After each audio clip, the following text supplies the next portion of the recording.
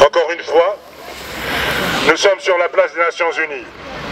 Encore une fois, nous disons que la liberté, la dignité, l'équité, le droit au peuple à choisir son destin n'est pas chose facile, surtout dans nos pays où les régimes se cramponnent, s'accrochent au pouvoir.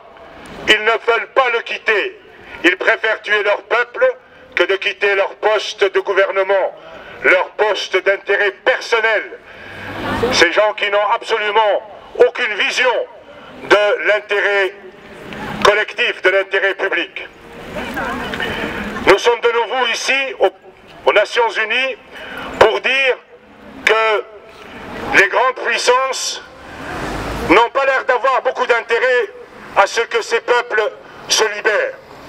Il y a des enjeux géopolitiques, il y a des enjeux économiques, et c'est ça aujourd'hui qui fait la valeur de l'être humain. La liberté, la dignité, l'équité, tout cela, ça n'a pas d'importance. Ces gens-là, ils peuvent mourir, on a de quoi faire pour les oublier. Rien sur la conscience. Et pour parler de conscience, il est important pour nous de nous rappeler que s'il y a un vrai pouvoir, aujourd'hui qu'il faut développer dans l'esprit du peuple, c'est la conscience. Car la conscience, c'est le pouvoir des pouvoirs. Tant que la conscience n'est pas réveillée, le peuple restera soumis. Voyez, ils leur ont fait croire qu'ils avaient réussi leur révolution ou leur soulèvement. Eh bien non, ils ne l'ont pas réussi, car les requins étaient toujours au fond de l'océan. Ils étaient là, ils étaient prêts à le reprendre. Et comme il a été dit avant, ceux qui ont été chassés sont rentrés par une autre porte. Ils sont là et ils nous font vivre un film qui est un film tragique, alors que la population est en train d'attendre le résultat de ce qu'elle croyait avoir acquis, à savoir le droit à être libre. Oui, le droit à être libre.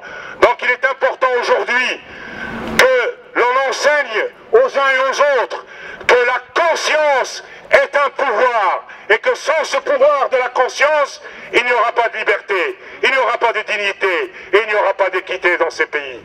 La conscience est un pouvoir et dites-le aux uns et aux autres, apprenez à être conscient.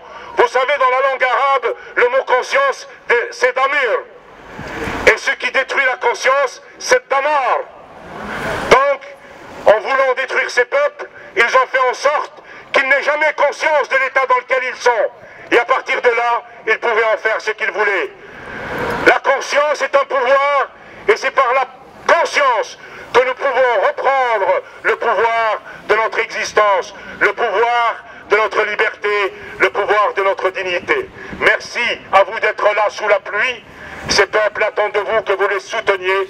Soutenez-les par la parole, soutenez-les par les biens que vous pouvez mettre à leur disposition, car ils souffrent. Et encore une fois, je souhaiterais saluer le peuple syrien, un peuple noble, un peuple de connaissance, de sagesse, qui est en train de se détruire, parce que là-bas, on n'ose pas intervenir, on n'ose rien faire, car, dit-on,